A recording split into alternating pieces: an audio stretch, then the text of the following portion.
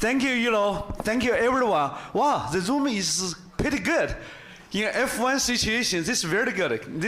Whenever I sit in a Zoom with a lot of people, my energy try to match it. Well, I was a little bit depressed when I said, oh man, the traffic is so bad. People don't come, then my energy does not come out. So this makes me happy. So super happy today.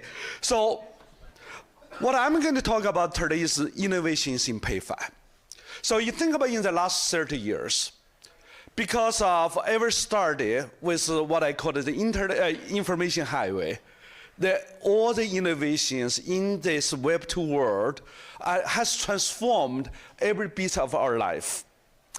But you look at there's so much things got changed, right? Your information movement changed, or your mobility when we get around, except F1, but normally in Asian, you have high-speed rail, people move very, very fast. Even the goods move very, very fast as well. It's not only high-speed rail, but also the last mile delivery is so amazing. Everything is so good.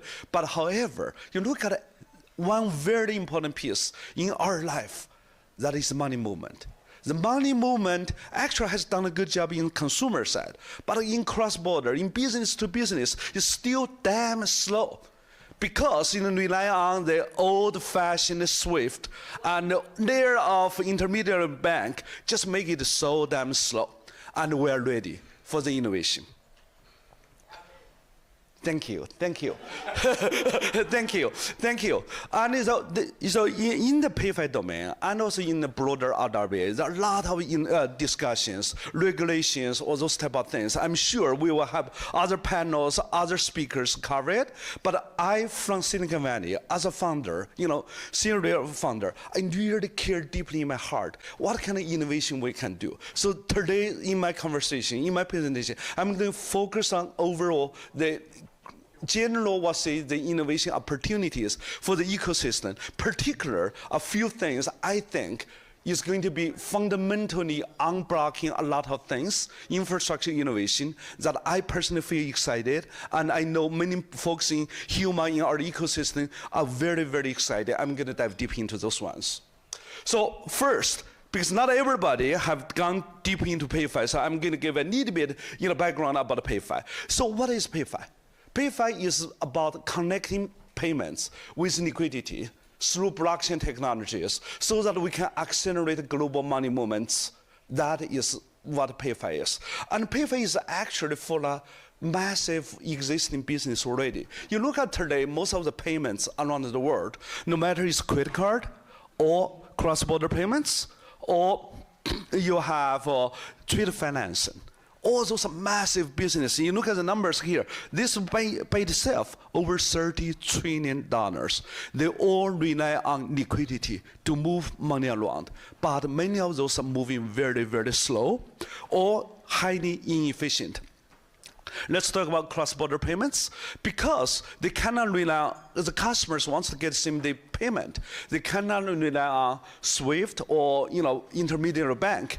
So they end up, using fiat, pre-funding. So, one party wants to send money to the other party in another country. What do? They source fiat pre-funding, lock in some accounts. Then when needed, they will call, please use that amount to settle. You know what?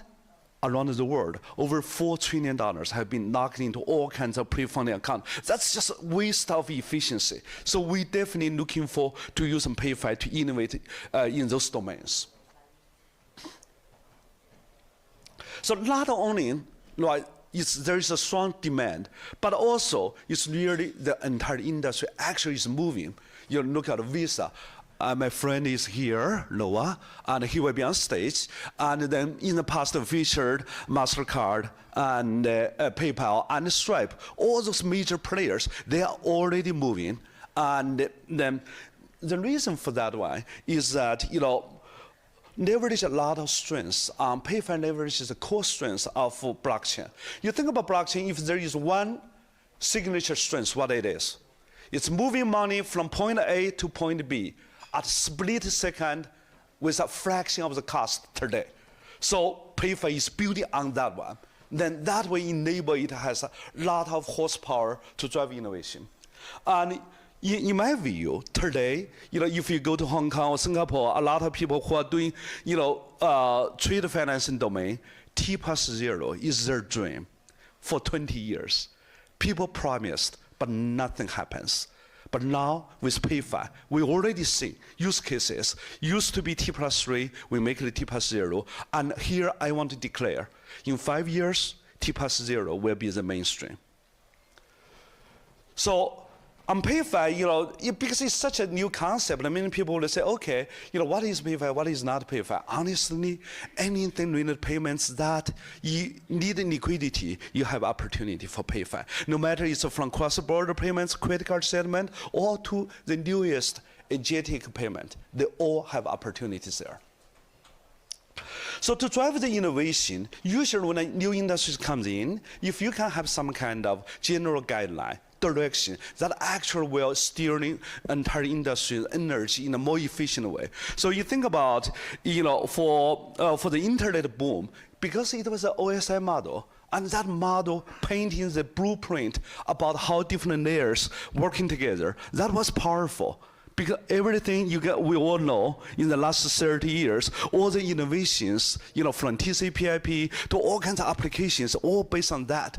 And that was inspiring. So that's why last year, Huma, we published PayFi Stack. We defined, because PayFi is not only about financing that one layer. It requires a lot of other things, from the underlying blockchain, from Circle and others, stablecoin technology, from your custodian compliance, all those comes in play. And we see opportunities for innovation across the entire stack, right? If you look at the bottom of the stack, the transaction layer, that's really about, because it's really payments, your cost, your speed matters. And as we dive into it, initially we thought just one chain is good enough. Reality is a lot of use cases, requires cross-chain interoperability. Now, stablecoin, obviously on-ramp, up-ramp is the key opportunity. And regulation, of course, key challenge we have to work through. But also, when we gradually see all kinds of use cases, they deal with different stable coins. And especially, as you can see, in Singapore, now here, you have SJD stablecoin. In Hong Kong, you have HKD stablecoin. Very soon, even China is tossing around offshore renminbi stablecoin. Now, all those type of things, you have more stablecoin, then you have to think about how do you do orchestration, translate between different one of them. Then you think about the custodian layer, right? We never deal payments. Custodian is more important. But I personally feel super excited about one thing. That's shared custodian. Because today, if I want to transfer money to you, it has to move it from one person to another account. That is movement, and it's complicated. But with shared custodian, it's there. It's a program logic change without moving account, but it's changed hands. Money moved from me to you. That's powerful. Right. So then you talk about on the compliance layer, obviously a lot of times, especially for PayFi or RWA projects, your legal structure matters a lot. You spend a lot of energy doing that. I don't know where Patrick is, but he's an expert in our company. Really, I don't know how important it is. But it might sound boring, but at the end of the day, it's really important for you to really think about how do you do compliant and also preserve the privacy thing. The next layer is where deep in my heart. That is about the financing layer. So the financing layer is really about you have off-chain payment financing, all kinds of payment transaction assets. How do you bring it on-chain? Then that's you really talk about. Whenever you talk about financing, you think about your risk, you think of pricing. Then you think of how do you structure, how do you do tokenization, those type of things. A lot of interesting challenges. But even more interestingly, on the distribution, DeFi composability enables these assets to be able to distribute in a global platform and across different chains. Those are the few things, and many industry leaders are already working on it. Many protocols are working very, very hard on it. And what I'm going to talk about a few things. I don't think, where is my, back? Where is my back button? Here you go. Okay, All right, I'm going to talk about a few things. I personally believe it's fundamental, it's strategic for the industry, but not enough talking. And I think this is going to transform the industry. The first one is what can we do to build something that is TradFi is unable to match? So you think about today, the early adopters about PayFi RWA. Some of those, if you get a massive adoption like Huma, we have about 100,000 depositors into Huma. Probably one of the few RWA protocols you have that many people participate, because most of them have a few large institutions, 2 or 3 participate. We have close to 100,000 depositors into our pool. That's amazing. But if you can continue to go, but if you really, really want to go big, you have to unlock TradFi. That is, the dollar amount is substantially higher. But how do you do that? You build something that TradFi is unable to match. You can beat them on every point. That's the one thing. You have to push very hard. Anybody who has done innovation, push hard on innovation, you want to do something, the incumbent is unable to match. That's when you have very high chance to succeed. The second part is that, okay, whenever you deal with RWA PayFi, and then you have assets on chain, then people ask about risk. Risk, you cannot avoid it. But there will be risk, you will have to manage it. But how do you avoid cascading effect? If something goes wrong, how do you limit catastrophic failure? And how do you build in infrastructure to allow that? Then that gives people high confidence. The last but not least, we know a lot of RWA projects that are doing very well, financially doing very well. Not only RWA, actually, even beyond that, I look at my friend, Sanctum, the same thing. Right? Very successful protocols. The protocol is very successful. But protocol success does not drive your token demand. And that is also an industry-wide challenge. How should we think about the solutions for that? So I want to share a few thoughts. Let's start with the first one. What can we do in RWA or PayFi domain that TradFi is unable to match? Looping is the most powerful tool. So let's look at how it works. If you have a PST today, if you have USDC, you deposit it into Huma, and then you get your PST. Then you use your PST as collateral, go to Jupaland or go to Camino, you borrow additional USDC. Once you have that USDC, you come into Huma again, deposit again. Looping continuous. That massively improves your capital efficiency. Let's use one example. This is a very concrete example. Today, if you go to Huma, you get stable yield 9% plus 3% mapped to your Huma incentives. This is without lock. If you have lock, sure, 6 months lock, your yield is much higher, but this is just assuming without lock, you have this. If you do that, this is very attractive, 12%, right? It's very, very good. However, it's not to its best.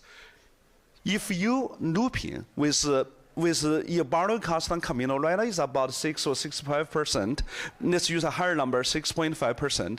And you don't do very aggressive LTV, non-to-value ratio, 80%. You can loop up to 5 times. Then you're getting 19% stable yield plus 15% Huma. That's massively better. And also, it does not stop there. If you feel very confident about your stuff, if you can really make your underlying risk management much better, if you make the non-to-value LTV to be 90%, allow the stable yield itself be over 30% plus token incentive. This is real number. You can do the calculation.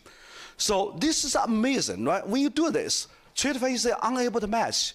Why? Because they do not programmatic using program to handle this. All those types of things, using collateral, borrow money, has to be manually, they cannot match this. So I believe many people in RWA, in PayFi, in DeFi are talking about this. But then one thing is though, would say, what if something goes wrong? Right, that's a nightmare. And if something goes wrong, there is cascading effect. What happens? So here, I'm super excited to announce Huma PayFi Reserve.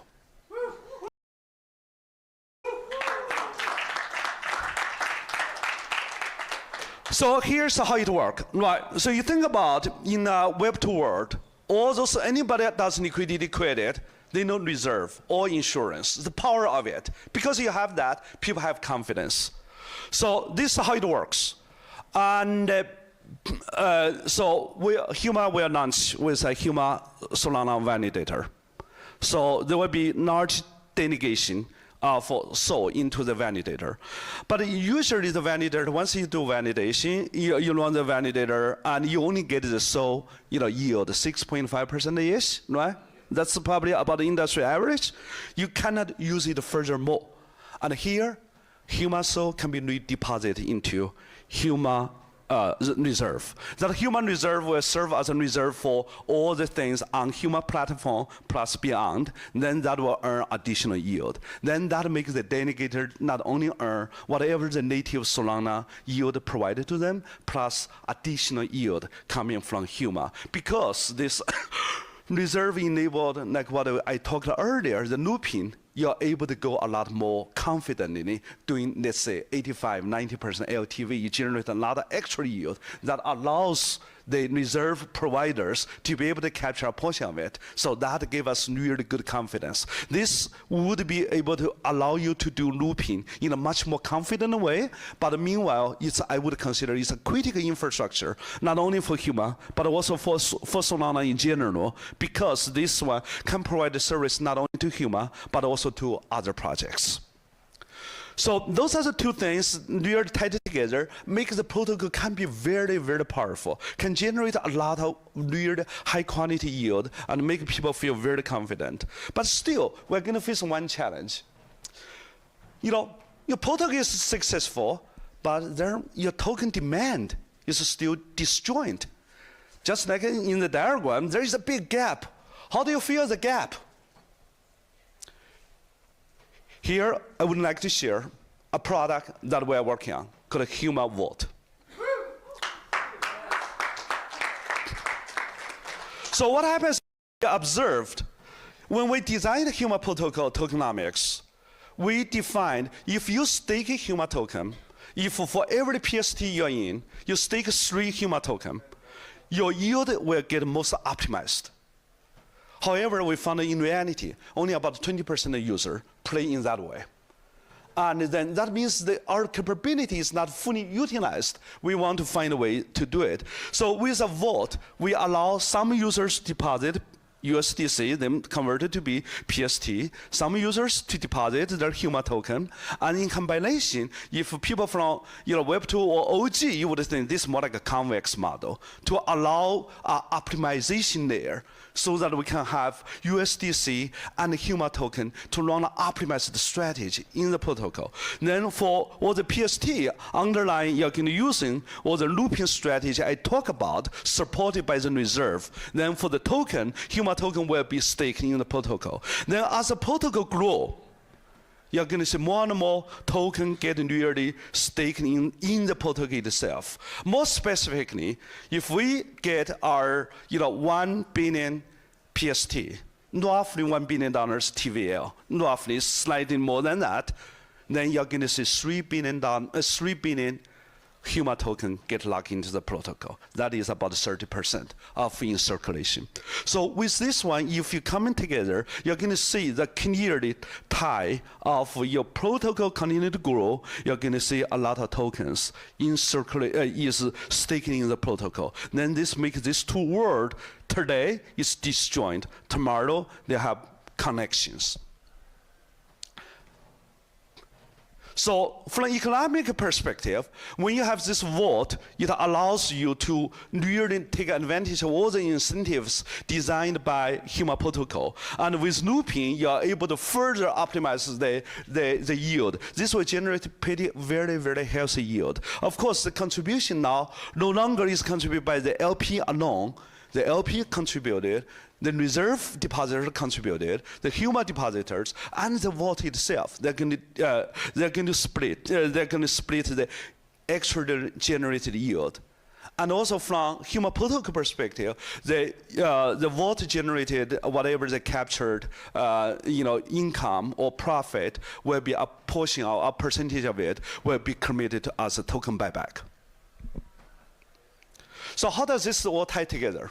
You think about this, right? Because you run the looping, and then you're going to generate a better yield.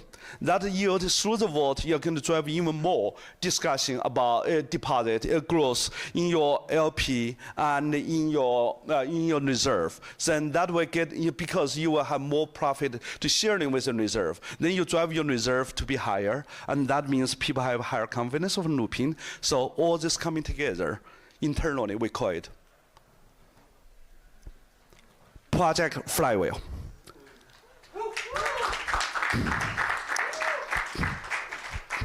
So I think I have been, the other day, it's about 1 month ago, when, obviously I was talking to, on a call with a partner. I said, I have been, man, this is the most exciting day in my journey in Huma. And that person is joking with me, is that because your token reached all-time low? I said, no, absolutely not. And it was just because when you feel the industry has some substantial gap, such as you don't have a reserve, such as you cannot connect your protocol performance to your token demand, that's painful. That's tortured me. Through discussion with the team and many others, we are able to find this type of solutions. We feel super, super excited. This really pumped me, getting me super, super excited, and we're launching Q4. Let's fucking go. Launch it.